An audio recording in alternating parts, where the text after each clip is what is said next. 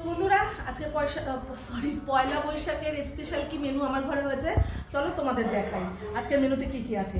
তো সব ঢেকে ফেকে রেখেছি। প্রথমে চলো এই যে ধোয়া ওটা আজকে এক হাঁড়ি ভাত রান্না করে নিয়েছি। আর কি কি করেছি সবটা থালা না ওঠালে তোমরা বুঝতে পারবে না, আমিও বলতে পারবো না, ভুলে যাব।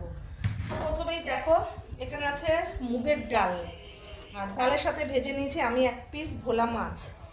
আর এখানে আছে বন্ধুরা পমপ্লেটের ঝাল, এই যে পমপ্লেটের মাছের সাইজ দেখো, পমপ্লেট মাছের তেল ঝাল একদম টকটক করে। আর আছে এখানে মাটনের লাল লাল করে ঝোল করে নিয়েছি, যে মাটন আলু দিয়ে পাতলাও না মোটাও না, একটা ঝোল করে নিয়েছি।